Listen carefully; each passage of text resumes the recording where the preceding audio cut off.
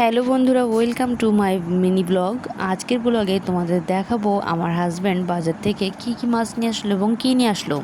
যদিও স্পেসিক্যালি আমি তাকে দুটি মাছের নাম বলে দিয়েছিলাম, তার জন্য আমি দেখবো সে দুটি মাছ ঠিকভাবে আনলো কি না।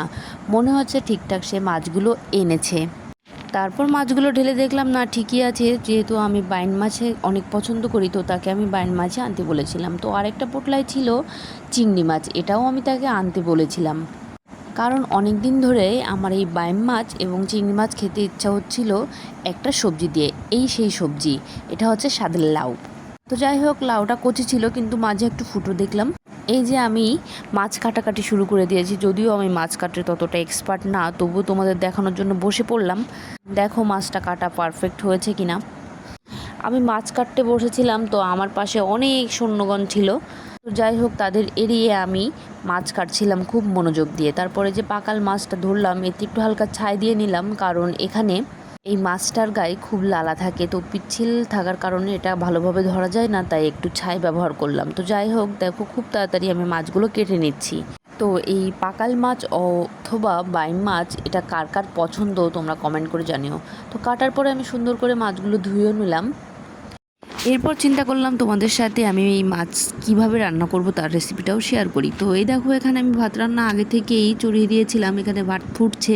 তো আমি যেহেতু লাউ আনতে বলেছিলাম, তাই ভাবলাম লাউ দিয়েই আমি মাছগুলো রান্না করব। তো লাউটা কাটছিলাম, তো লাউয়ের মধ্যে একটু পোকা দেখা দিয়েছে। যাই হোক, আমি সুন্দরভাবে লাউগুলো সবগুলো একসাথে কেটে নেব এবং পোকাগুলো বাদ দিয়ে দেবো। তোমরা কিন্তু ভেবো না আমি পোকাসহ লাউ সব তরকারিতে দিয়ে দিয়েছি। পোকা কিন্তু আমি বাদ দিয়ে দিয়েছিলাম তরকারি থেকে। যদিও লাউ একটাই ছিল, তাই আমি পুরো লাউটাই বাদ দিতে পারিনি। তো পোকার অংশটুকু বাদ দিয়ে আমি লাউগুলো সুন্দরভাবে কেটে নিচ্ছিলাম।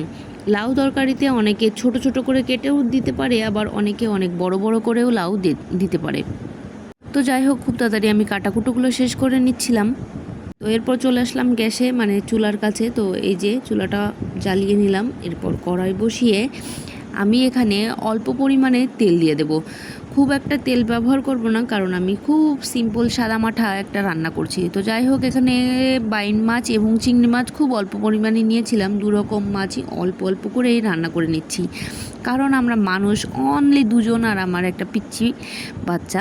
তো যাই হোক, তো খুব অল্প পরিমাণে মাছগুলো রান্না করে নিচ্ছি। তো লাউ দিয়ে চিংড়ি মাছ, বাইন মাছ তোমরা কারা কারা খেয়েছো, বা তোমাদের কার কার পছন্দ লাউ চিংড়ি সাথে একটু বাইন দিয়েছিলাম, এটা আমাদের ওইদিকে খেয়ে থাকে, বা আমার মা এই ধরনের রান্নাগুলো করে থাকে। তো আমার খুব ভালো লাগে, তার জন্য আমিও আজকে অনেক দিন পরে এই রান্নাটা করছি।